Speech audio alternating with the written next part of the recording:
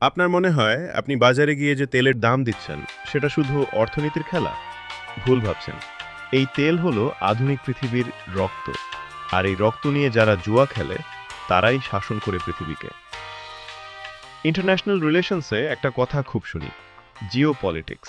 কিন্তু তেলের ক্ষেত্রে এটা শুধু জিও পলিটিক্স নয়, এটা হলো জিও ইকোনমিক কনফ্রন্টেশন। ভাবুন তো, কেন আমেরিকা হঠাৎ লাতিন আমেরিকার ভেনেজুয়েলায় গিয়ে নাক গলাচ্ছে? কেন?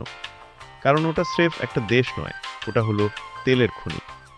গেমটা বুঝুন। আমেরিকা এখন তার এলএনজি-কে দাবার চাল হিসেবে ব্যবহার করছে। তারা ইউরোপ আর এশিয়ার দেশগুলোকে বলছে, আমাদের সাথে লং টার্ম ডিল করো, নইলে কিন্তু বিপদে পড়বে। অন্যদিকে রাশিয়া যখন দেখল পশ্চিমারা দরজা বন্ধ করে দিচ্ছে, সে হাত মেলাল চীনের সাথে। আর ভারত? ভারত হলো এখানে সুইং প্লেয়ার, যে পরিস্থিতি বুঝে নিজের স্বার্থে তেল কিনছে।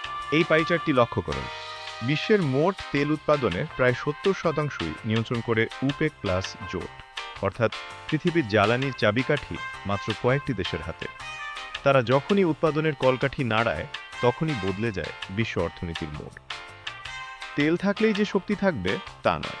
ভেনেজুয়েলা এবং সৌদি আরবের মতো দেশগুলো তেলের ওপর ভাসছে। এই চার্টটি দেখায় কেন এই দেশগুলো সবসময় ভূ রাজনীতির কেন্দ্রবিন্দুতে থাকে এবং কেন বড় শক্তিগুলো এখানে প্রভাব খাটানোর চেষ্টা করে।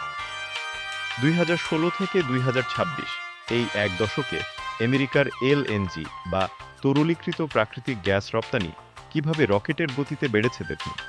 এটি স্রেফ বাণিজ্য নয়, এটি আমেরিকার একটি কৌশল, যাতে ইউরোপ এবং এশিয়ার দেশগুলো জ্বালানির জন্য তাদের উপর নির্ভরশীল থাকে।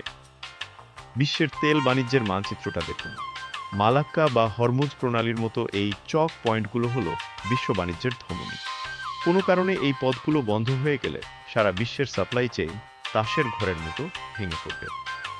2026 সালে দাঁড়িয়ে আমরা যখন এআই বিপ্লবের কথা বলছি, তখন ভুলে গেলে চলবে না যে এই প্রযুক্তি চালাতে প্রচুর বিদ্যুতের প্রয়োজন। আগামী কয়েক বছরে এআই এর কারণে শক্তির চাহিদা অন্তত 17% বৃদ্ধি পাবে, যার বড় অংশই আসবে এই প্রচলিত জ্বালানি থেকে। এই লাইন গ্রাফটি ইতিহাসের সাক্ষী। দেখুন কিভাবে ইউক্রেন যুদ্ধ বা ইরাক যুদ্ধের সময় তেলের দাম আকাশ ছোঁয়া হয়ে গিয়েছিল।